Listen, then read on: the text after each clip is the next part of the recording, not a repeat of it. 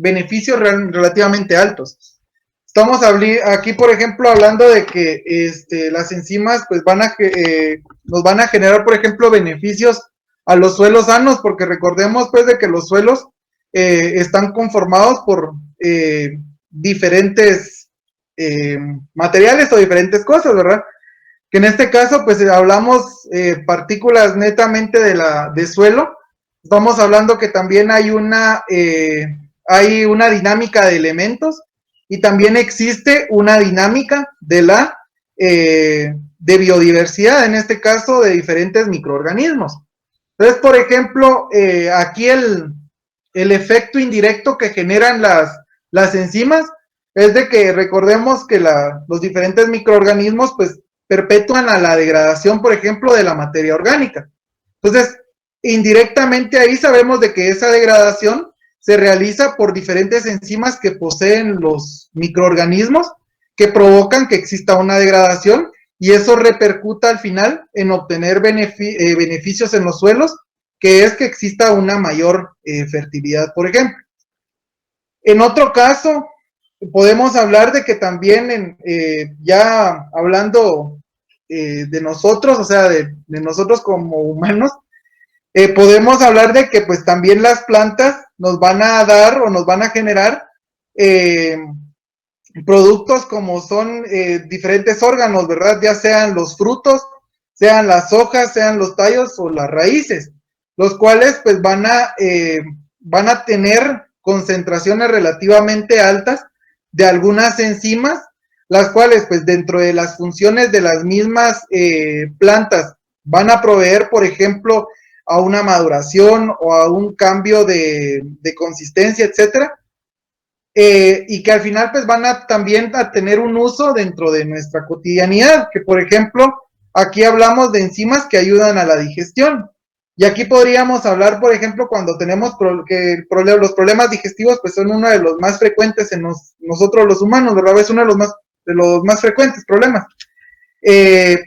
Aquí vamos a decir, por ejemplo, de que en algunos casos o en algunas personas, en los metabolismos, pues son, por ejemplo, relativamente lentos, ¿verdad?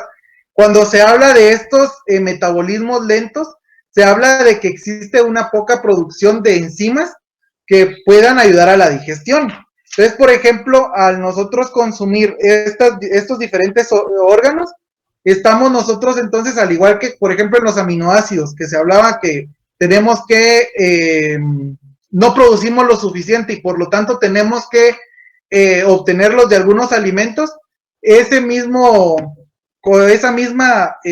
parte textual la vamos a aplicar acá, porque en algunos casos algunos no llegan a producir las cantidades adecuadas de enzimas para que puedan tener una buena digestión. Entonces, en este caso, al consumir algunos órganos, como les repito, van a provocar de que exista una mejor digestión porque vamos a introducir a nuestro sistema algunas enzimas que van a colaborar o van a fungir una función en el caso de tener una buena digestión y repercute en un buen metabolismo.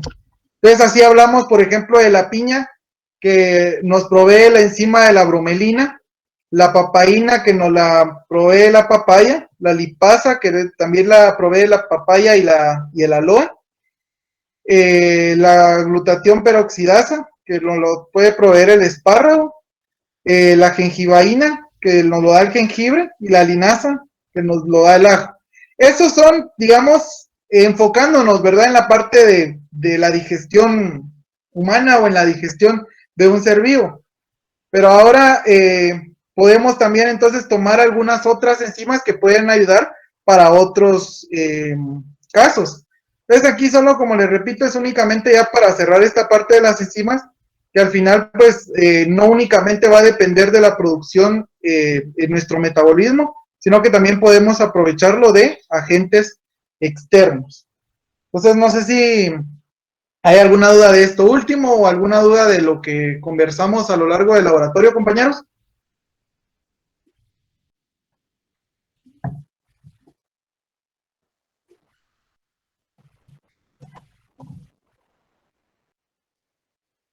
¿No?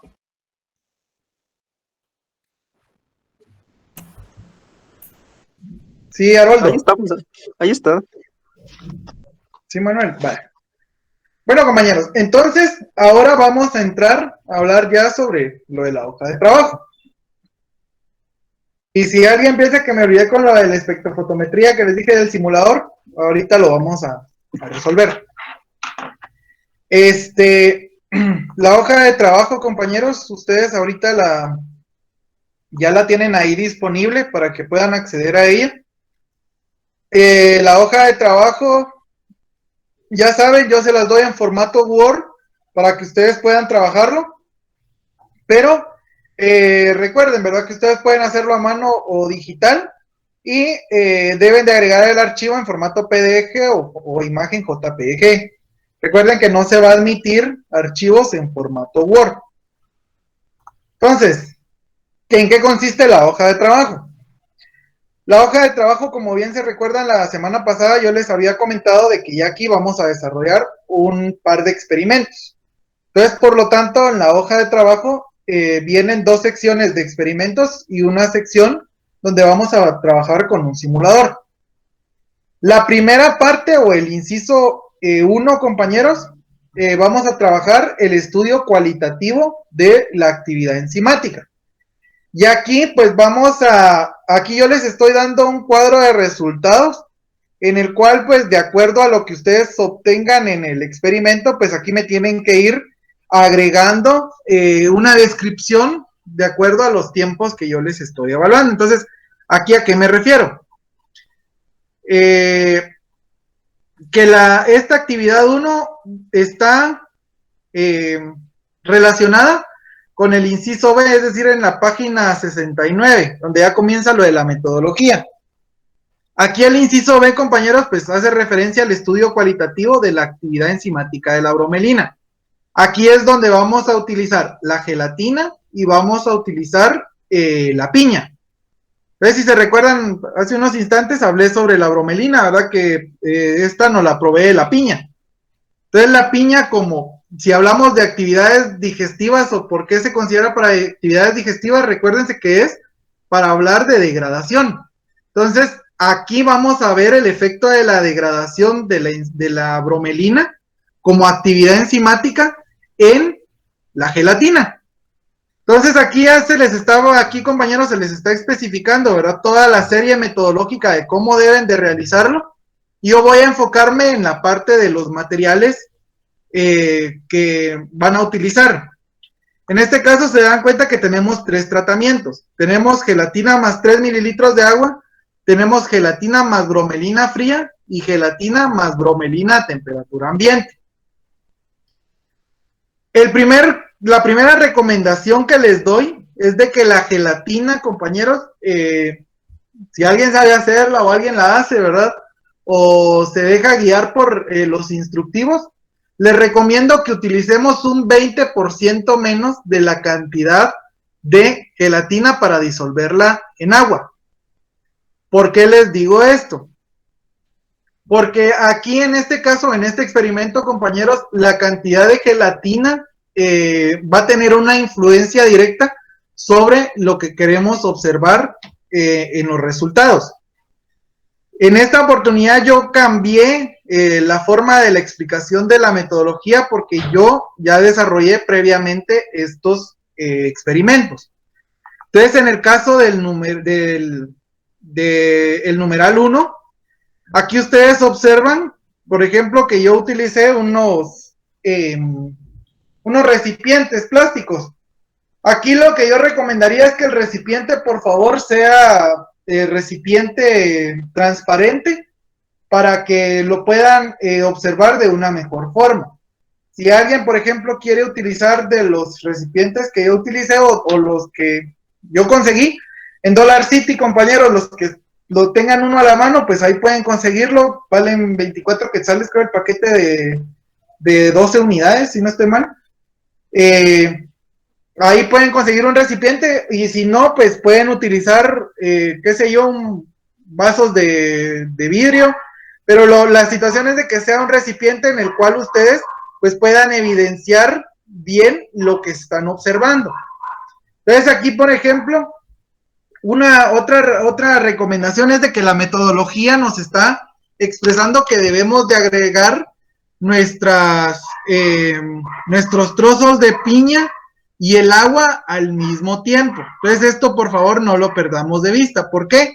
Que se considera de que tiene que ser el tiempo cero igual para todos.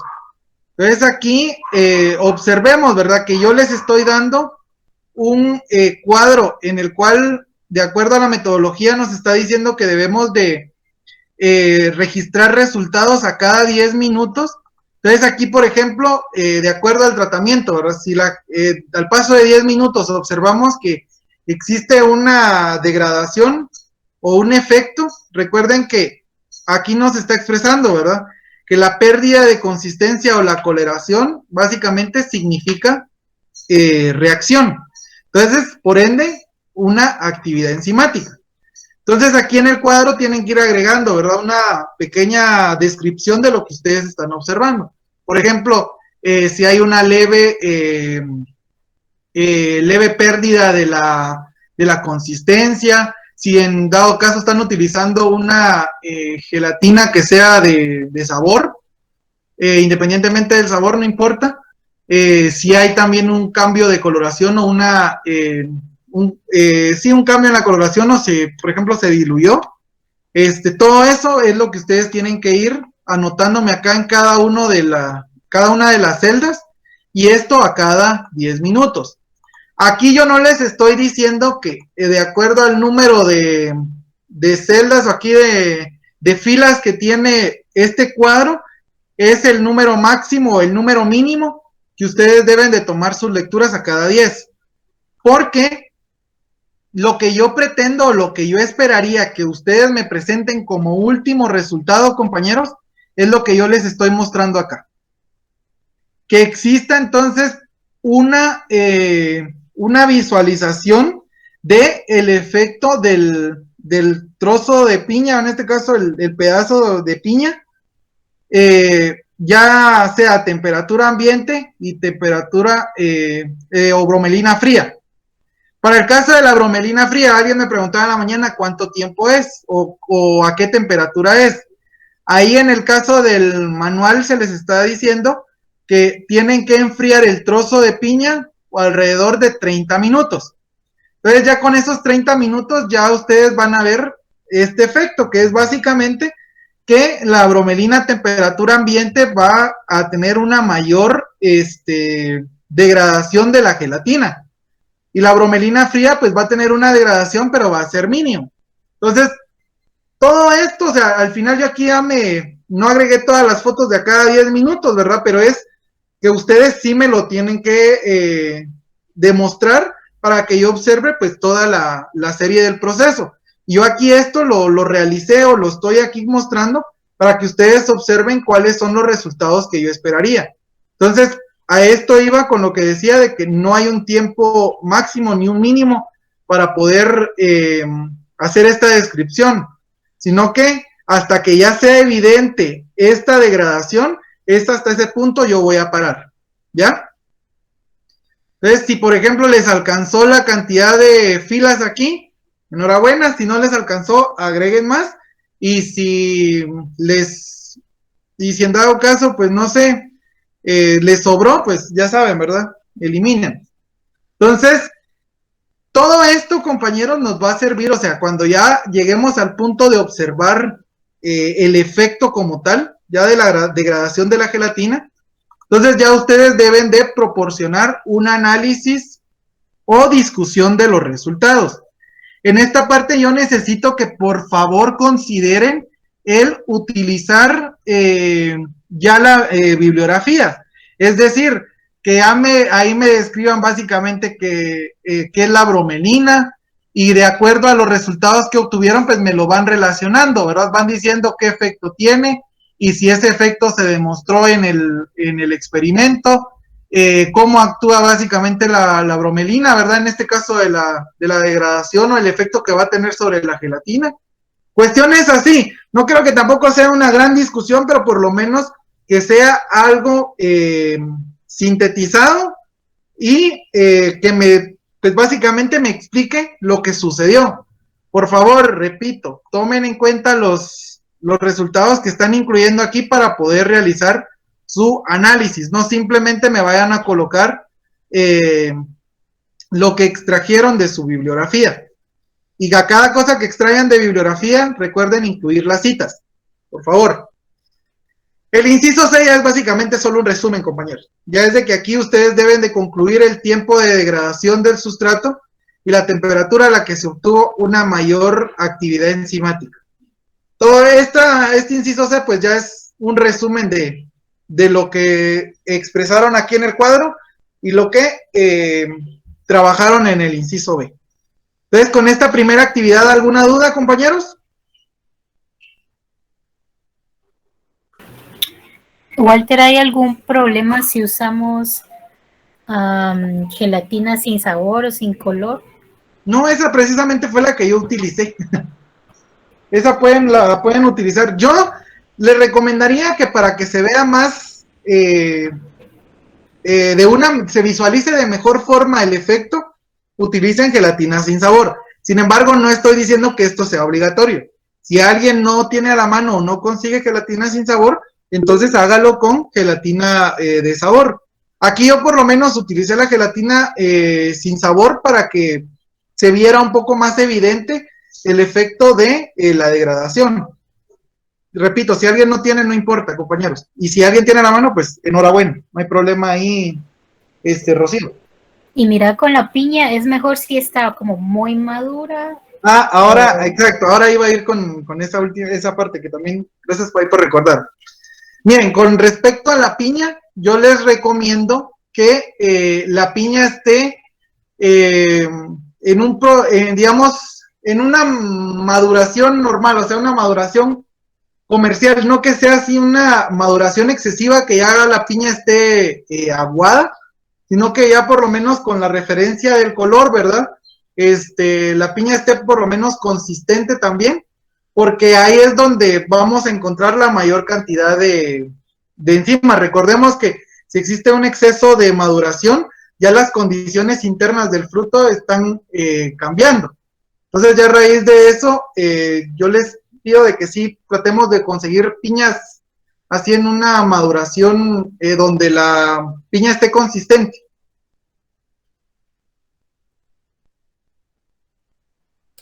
Voy a terminar con otra pregunta. Al principio de la explicación dijiste algo sobre usar el 20% menos, pero no escuché de qué. No sé si Que hablaba del 20% menos de la gelatina. Es que la gelatina, compañeros, nos va a generar una, digamos, la concentración de la gelatina sí va a generar una influencia sobre lo que queremos observar acá. Porque si la concentración de la gelatina es muy alta, recordemos que, bueno, yo creo que, bueno, considero que todos ya hicieron gelatina. Entonces, cuando echamos mayor cantidad de gelatina, generalmente la gelatina es más dura o más consistente. Entonces, cuando es así, recordemos que aquí no solo, o sea, se está viendo la acción de la enzima, pero hay algunos otros factores que intervienen en el proceso. Entonces, aquí si utilizamos una gelatina muy consistente, va a tardar demasiado tiempo para poder observar el efecto. Entonces yo les recomendaba que utilizaran el 20% más de la cantidad que se recomienda en las cajitas o en las bolsas de gelatina, para que la gelatina no esté tan directa, o sea, esté consistente, pero no así tan dura, ¿verdad? Entonces, para que así el proceso de la degradación se observe más fácilmente. Eso era lo que había hablado de la recomendación al inicio, compañero. Gracias. Vaya. Bueno, entonces, eso es en la primera parte. La segunda parte, compañeros, pues ya viene de la mano con el utilizar un simulador. Aquí el simulador es un ensayo de actividad enzimática, donde vamos a evaluar la enzima rhamnisol glucosidasa. Esta enzima, compañeros, aquí si quieren saber el fundamento del ensayo, aquí ustedes lo pueden saber, o sea, lo pueden conocer, lo cual pues la rhamnosil glucosidasa pues hidroliza el enlace glucosídico de un sustrato, en este caso la espedina. Entonces aquí está el fundamento del ensayo, pero como les digo, ahí ya lo pueden ustedes leer más detenidamente. Pero ahora, ¿qué es lo que me interesa a mí en esta parte? Es de que si se dan cuenta, nuestro simulador pues me trae una barra donde puedo ir cambiando o modificando los pHs y puedo modificar las temperaturas. Entonces, yo les estoy dando aquí, compañeros, en el inciso A de la segunda actividad, un pH y una temperatura. Entonces, ustedes tienen que colocar el pH y la temperatura que les esté dando. En este caso es un pH de 3 y una temperatura de 30. Vamos a hacer ese primero. Un pH de 3 y una temperatura de 30. Entonces, ¿qué es lo que se debe hacer? Miren, aquí el espectrofotómetro en esta parte es mucho más fácil porque aquí no vamos a tener que estar calibrando. Aquí ya se asume que ya está calibrado. Entonces, lo que vamos a hacer, compañeros, es de que aquí está el orden metodológico, si a alguien no le queda claro desde ahorita. Ya que desplazamos los controles para elegir el pH y la temperatura, pues vamos a ir pulsando en orden los botones para añadir los componentes. Entonces vamos a añadir el tampón y el sustrato. Cuando ya le damos a añadir, se observa aquí como la cubeta pues le ingresa o se observa un aumento en el volumen. Luego añadimos la muestra. Cuando se añade la muestra por el fundamento del ensayo, se observa pues que hay va a existir una incubación al pH y la temperatura seleccionada o deseada. Seguidamente ya le agregamos el DNS. El DNS ya es básicamente el reactivo que se utiliza para lograr la coloración que nos permite identificar que ya existe una actividad enzimática. Entonces aquí, compañeros, ya cuando se da ese cambio de coloración, ya únicamente le damos en tomar medida. Y aquí, por ejemplo, en este caso de este ensayo, pues se utilizó una absorbancia de 540 nanómetros y ya tenemos una absorbancia de 0.003. Entonces, si a alguien se le hace difícil el estar cambiando documentos, aquí les permite colocar los datos. Por ejemplo, pH 3, temperatura 30 y la absorbancia 540 de 0.003. Entonces, así voy a ir desarrollando cada uno de los ensayos que yo les estoy proporcionando acá, de acuerdo a las variaciones de temperatura y de pH. Entonces, ¿qué es lo que deben de hacer? Aquí es un análisis inicial, en el cual solo deben de hacer un análisis de acuerdo al comportamiento de las absorbancias. Si ustedes observan que, digamos, la tendencia del ensayo 1 al ensayo 4 es de mayor a menor, entonces ahí ya me comienzan, por ejemplo, a hacer un análisis solo con la absorbancia de la identificación de las condiciones óptimas de pH y temperatura. ¿Sí? Sí, ingeniero.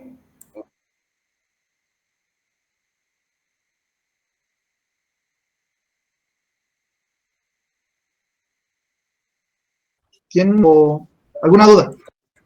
Fíjate que Walter ya empezó las clases con el ingeniero, no sé si podría grabar esa parte de explicación para luego volver a verla. Está bueno, compañeros, sí, igual hoy tuvimos un poquito ahí de retraso, pero permítanme. Solo que lo que voy a explicar yo ahorita acá ya es rápido y el que pueda estar, pues, enhorabuena, permítanme. Voy a tratar de ir avantes. Ahí estamos. Entonces les decía. Ahí estamos. Entonces les decía, compañeros, que ya aquí entonces con las absorbancias, ustedes me van a hacer el análisis de la identificación de condiciones óptimas de pH y temperatura para la enzima en estudio. La siguiente parte, pues ya va a ser de que ustedes con datos de absorbancia, yo aquí ya les estoy dando los datos de pH, de temperatura y de absorbancia. Aquí ya solo tienen que identificar las condiciones óptimas a través de una gráfica. Y aquí, permítanme, solo para tener ahí estamos. Entonces, para aquí en este caso, con los datos que les mostré en la hoja, ustedes deben de hacer una gráfica, donde me relacionen la absorbancia y el pH, y de acuerdo a la tendencia que se observe en la gráfica, ustedes tienen que determinar cuáles son las condiciones óptimas de pH y temperatura. Y en el último ejemplo, compañeros, o en el último experimento, vamos a trabajar sobre una enzima activa y una enzima desnaturalizada. Ustedes acá deben de trabajar con papa.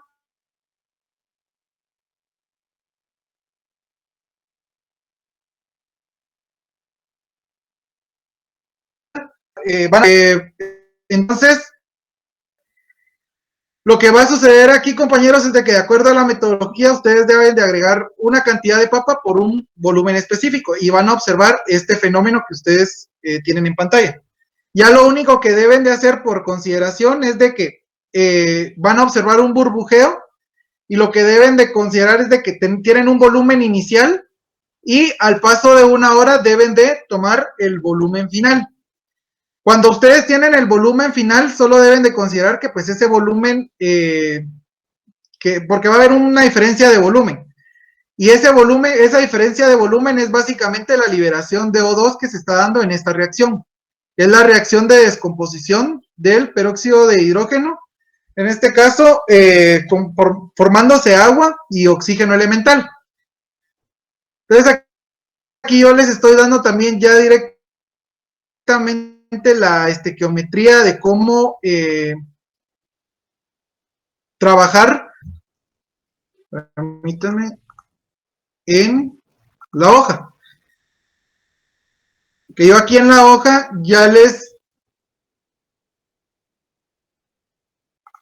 por ejemplo, mostrando que tienen que tomar el tiempo que dura la reacción y calcularme la rapidez en moles por segundo. Los moles por segundo, en este caso la rapidez, ustedes las van a calcular con la mecánica estequiométrica que yo les pasé ahí. Si alguien tiene ya fuera de clase o cuando lo estén realizando, yo con mucho gusto les ayudo. Igual aquí pues, es la misma mecánica, ¿verdad? Tienen que realizar un análisis y discusión de sus resultados. Entonces, los que tengan que retirarse, se pueden retirar, compañeros. Yo con mucho gusto después les puedo aclarar si tienen alguna duda. Disculpen ahí el retraso con el tiempo. Gracias, feliz día. Y si no, pues, buena tarde. Walter, disculpa una pregunta. Sí, Brian.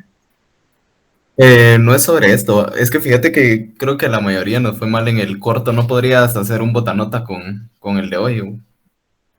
¿Cómo así? Con el de hoy, si el botanota es de hoy. ¿Cómo así? No te entendí. Ajá, o sea, es que a la mayoría nos fue mal con el corto de hoy, entonces para ver si podrías hacer un botanota ahí. Ay, con eso, compañero, pues vamos a ver. Yo voy a ver ahorita. Yo lo que les puedo ofrecer es de que después del examen parcial yo les voy a dar sus notas. Entonces, con las notas vamos a evaluar cómo va el rendimiento y si pues veo que sí la tendencia es de que todos van muy mal, entonces podemos ver ahí por planificar alguna actividad o ver de qué manera se les puede colaborar, ¿verdad? Pero esto también yo la decisión esta yo la voy a tomar también de acuerdo al nivel de participación de ustedes, compañeros, porque realmente me cuesta sacarles las palabras y me cuesta que participen, entonces yo se los dije la semana pasada, si ustedes participan, yo voy a tratar la manera de ver cómo incentivarlos a que lo sigan haciendo, pero si no lo hacen, yo tampoco no puedo obligarlos a que hablen, pero y eso también me demuestra básicamente el interés que ustedes tienen por el laboratorio. Entonces, por favor, si quieren que yo acceda a ese tipo de cosas, por favor, traten la manera de estudiar o de también participar más en el laboratorio. Creo que todos ya están a punto de sus clases, compañeros, ya nos pasamos 5 minutos. Si alguien tiene alguna otra duda, con gusto la resolvemos más adelante. Ahí me hablaban de presentarles las respuestas del corto. Se las puedo presentar, pero hasta después, compañeros. Ahorita no puedo yo trabajarlo así porque se supone que ustedes debieron de haber estudiado esta práctica. si no les fue bien, es porque no estudiaron, porque las... Solo con una opinión. Sí. Fíjate que en este laboratorio yo lo siento muy cargado en teoría, pero tal vez tendrías la posibilidad en las próximas prácticas de hacer ejercicios, por ejemplo, en las gráficas o algo, o empezar a utilizar el simulador. Eso nos ayudaría muchísimo. Solo es ese mi comentario, Walter. Bueno, podemos también tratar a comenzar a hacer eso. Sí, igual, o sea, yo también aquí no quise entrar al detalle sobre el simulador, porque como les repito, el simulador pues está bastante simple y las instrucciones están bastante claras. Y yo por eso les digo, si tenían alguna duda, pues me la pueden hacer saber. Ahora, de lo de las gráficas, compañero, bueno, si quieren lo podemos hacer de acuerdo al tipo de práctica que estemos desarrollando, pero ahí consideren siempre de la forma en la que tienen que relacionar las cosas. Que están relacionando, si están relacionando pH y temperatura, recuerden que ese es mi factor independiente o mi variable independiente, y mi absorbancia siempre va a ser mi variable dependiente, o sea, la que va a ir en el eje X, en el eje Y, perdón. Para las próximas prácticas, con mucho gusto voy a tomar en cuenta esa opinión y la vamos a poner ahí para que lo realicemos. Entonces, no sé si hay alguna otra duda, si no, pues... Walter, yo quería hacer un comentario. Decime, Brian. ¿No crees que tal vez los demás compañeros participaríamos más si hacemos